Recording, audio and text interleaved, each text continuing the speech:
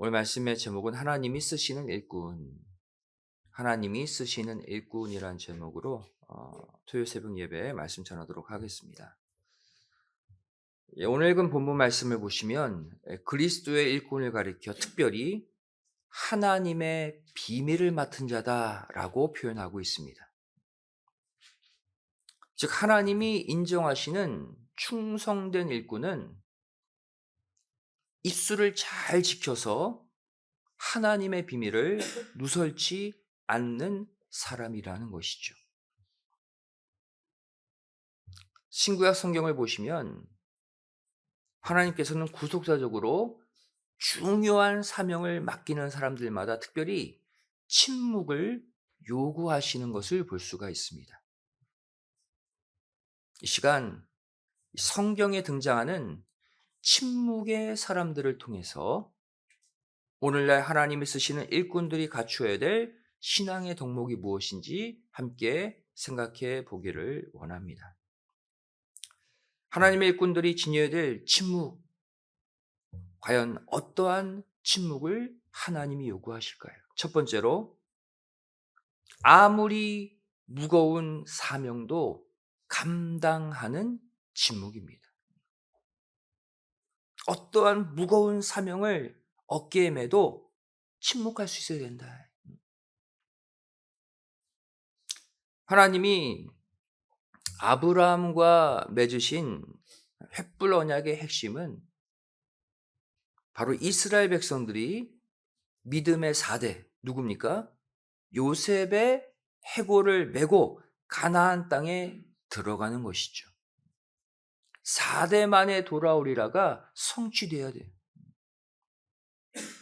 그리고 이 횃불 언약의 성취를 위해서 모세는 애굽을 탈출하는 그 급박한 상황 속에서도 요셉의 뼈, 요셉의 해골을 들고 나오는 일을 잊지 않았습니다. 출애굽기 13장 18절 19절 말씀이죠. 그러므로 하나님이 홍해의 광야길로 돌려 백성을 인도하심에 이스라엘 자손이 애굽 땅에서 항우를 지어 나올 때에 모세가 요셉의 해골을 취하였으니 그랬어요. 가지고 나왔습니다.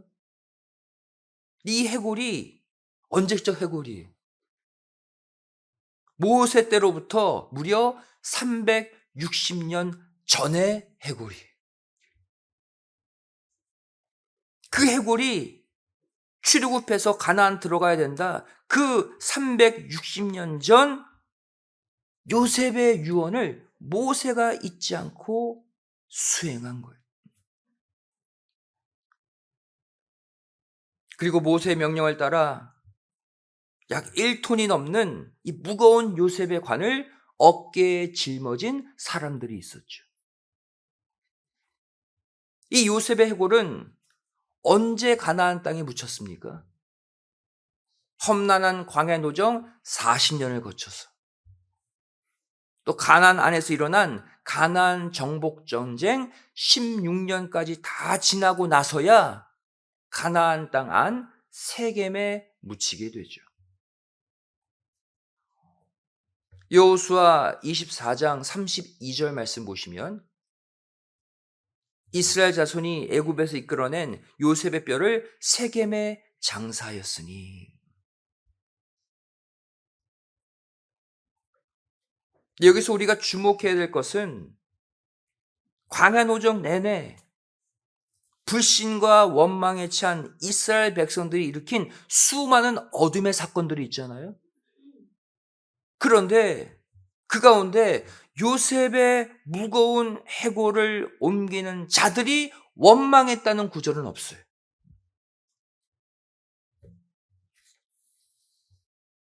주변 사람들은 맨몸으로 가잖아요.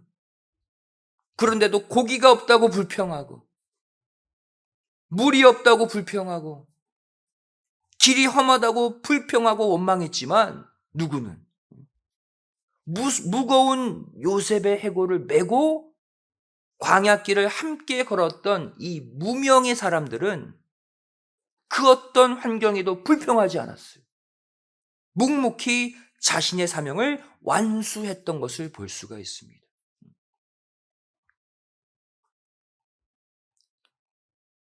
오늘날에도 하나님은 이러한 자들을 당신의 일꾼으로 부르십니다. 그리고 사용하셔요. 남들과 똑같이 힘들죠. 돈 버느라 힘들고 자녀 키우느라 힘들고 똑같은 험난한 광야 인생길을 걷고 있지만 그와 더불어서 요셉의 해골과 같은 무거운 말씀의 사명을 더 지고 산다 할지라도 한마디 불평 없이 원망 없이 광야길을 걷는 그러한 담대한 믿음의 일꾼들을 하나님은 지금도 찾고 계신다. 그리고 그 자들이 가나안 들어가는 거예요. 올해가 끝이 나는 12월 31일 마지막 순간까지 우리에게 허락하신 구속사 말씀의 그 사명을 어깨에 묵묵히 메시고 자신이 맡은 일 반드시 감당해내는 충성된 일꾼들 다 되시기를 주님의 이름으로 간절히 축원드리겠습니다.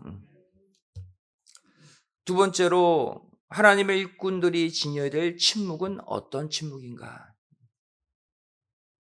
아무리 피곤해도 끝까지 행진하는 침묵입니다. 행진을 멈추지 않는 침묵. 이스라엘 백성들이 가나안 땅에 입성했다고 해서 곧바로 그 땅에 정착하는 것은 아니었습니다. 왜? 그 가나안 땅 안에는 이미 가나안 7족속들이 살고 있었기 때문이죠. 하나님 믿지 않는 그들을 물리쳐야 그 땅에 정착할 수가 있는 거예요. 그 가운데 가나안 정복 전쟁의 첫 전투 여리고성의 함락은 그야말로 크나큰 인내와 노력을 요하는 일이었습니다.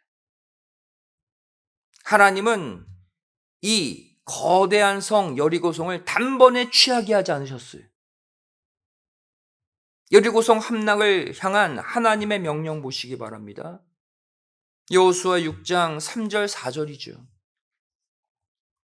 너희 모든 군사는 성을 둘러 성 주위를 매일 한 번씩 돌되 엿새 동안을 그리하라. 제사장 7은 7 양각 나팔을 잡고 언약궤 앞에서 행할 것이요 제7일에는 성을 7번 돌며 제사장들은 나팔을 불 것이다. 하루에 한 바퀴, 마지막 7일째는 하루 7바퀴를 돌라.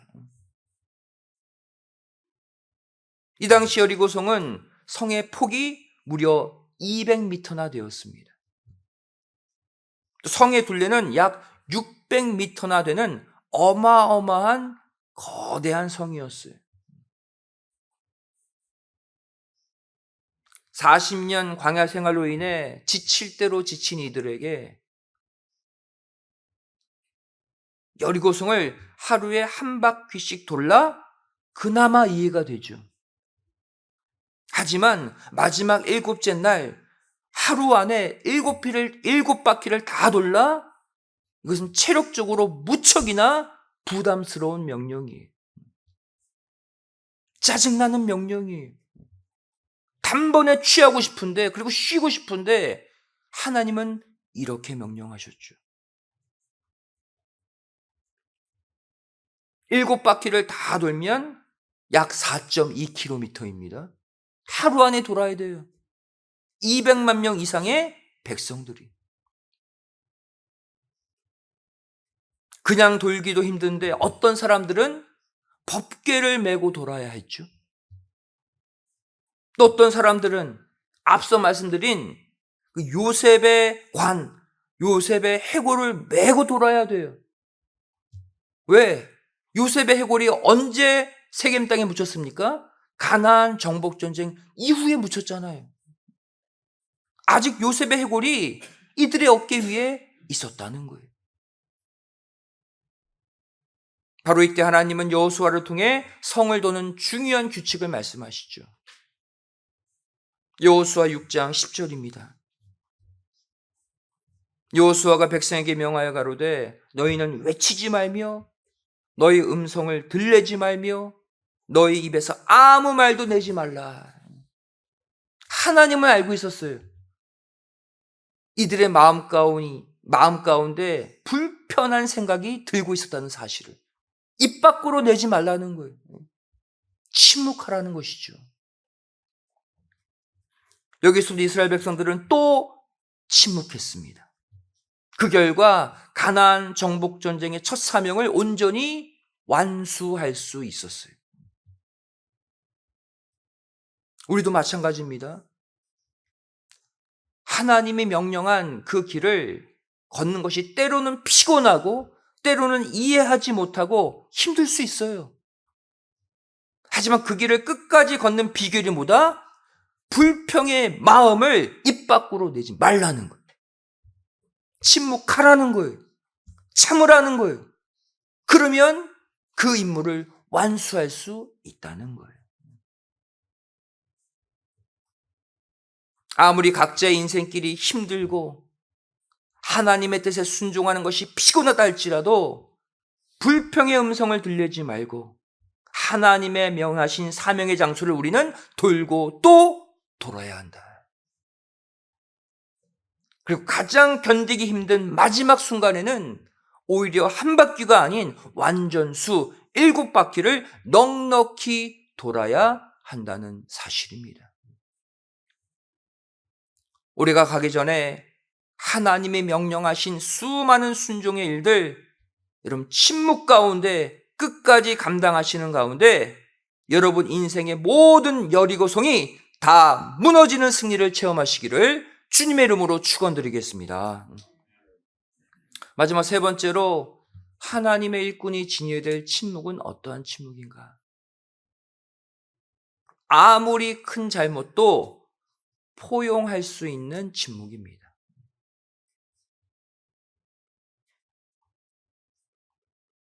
신약 시대에도 침묵함으로써 구속사적으로 가장 중요한 사명을 감당했던 한 인물이 나옵니다.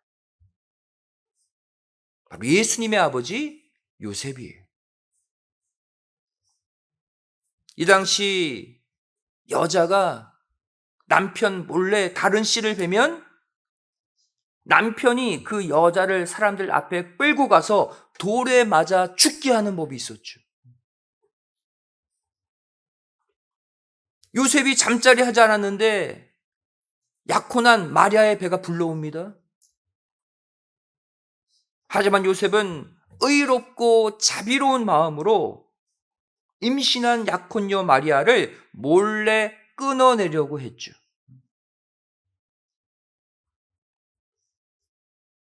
그렇다면 하나님은 왜 천사 가브리엘을 통해서 마리아에게만 수태고지를 하시고 요셉에게는 하지 않으셨을까요?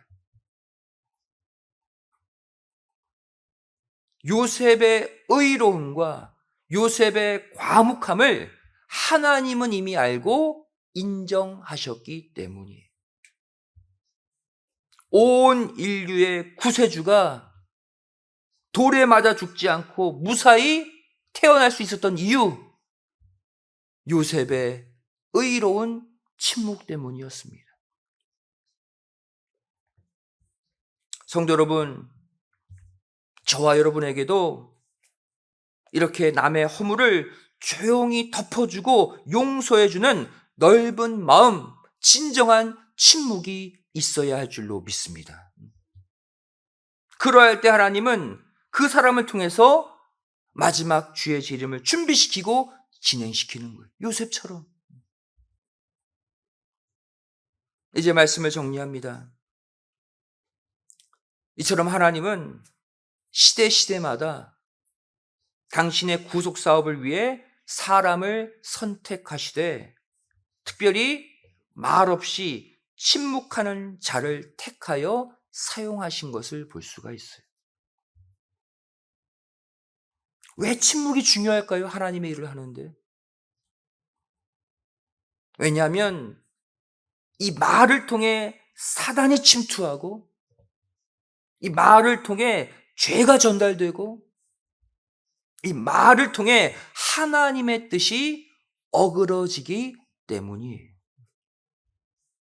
인간의 말은 좋은 데 사용되는 것보다 나쁜 데 더 많이 사용될 수 있기 때문이에요. 그래서 하나님은 중요한 사명을 맡길 때마다 침묵을 요구하신 것입니다. 야고보서 3장 6절은 우리의 혀에 대해서 이렇게 말씀하고 있죠. 혀는 곧 불이요 불의의 세계라. 혀는 우리 지체 중에서 온 몸을 더럽히고 생의 바퀴를 불사르나니 그 사르는 것이 지옥불에서 나느니라. 우리의 혀, 우리의 입술이 지옥불이래요. 관리하지 않으면 삶을 지옥으로 만든다는 거예요. 여러분, 하와도 뱀의 말을 듣고 선악과를 따먹고 말았습니다. 이스라엘 백성들도 광야 노정 가운데 불평의 말을 하고 원망의 말을 하다가 광야에서 죽고 말았어요.